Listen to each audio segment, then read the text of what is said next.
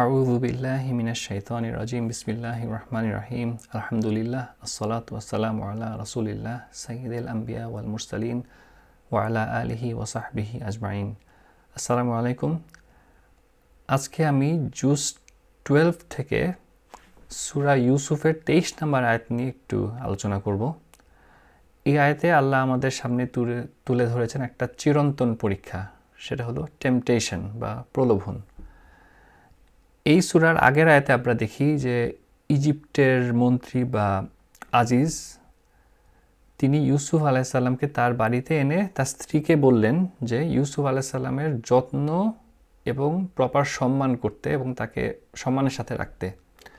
ওই সময় ইউসুফ আলাইসাল্লাম নাবালক কিশোর ছিলেন, কিন্তু ইউসুফ আলাইসাল্লাম যখনই যৌবনে উপনীত হলেন তখন থেকেই তার উপর পরীক্ষা শুরু হলো।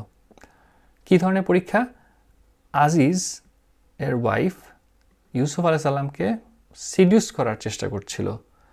এখানে অ্যারাবিক যে ওয়ার্ডটা ইউজ হয়েছে রাওয়াদাত,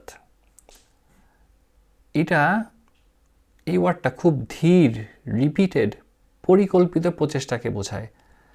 তো একদিন সে ইউসুফ আলাইসাল্লামকে ঘরের ভিতরে এনে সব দরজা জানলা বন্ধ করে বলল কলাত হাই তালাক, অর্থাৎ সে বলল আসো।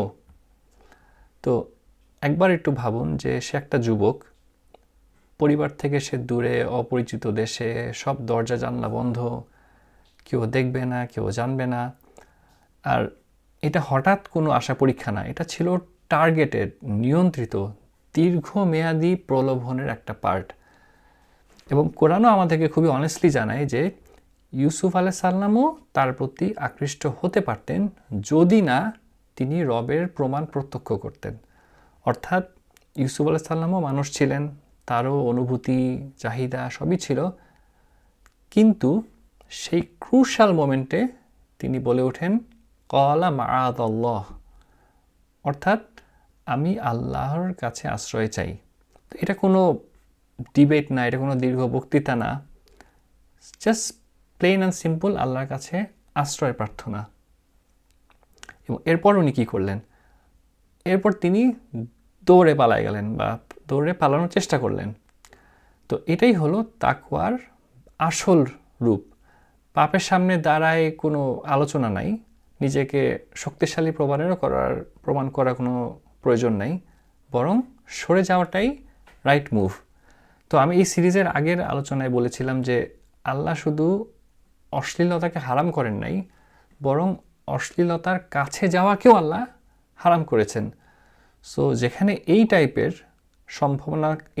খারাপের সম্ভাবনা থাকে, সেখান থেকে জাস্ট আপনাকে পালাতে হবে ইউসুফ আলাইসাল্লামের মতো। তো এই আয়াত আসলে এটা কোনো অতীতের কোনো কাহিনী না, এটা আমাদের সবার একটা জীবনের পার্ট। এখন সবার কাছে ফোন, মেসেজ, সোশ্যাল মিডিয়া সব আছে। আপনার মোবাইল একটা মেসেজ আসলো যে আপনাকে ভালো লাগছে, আপনার সাথে আমি কথা বলতে চাই।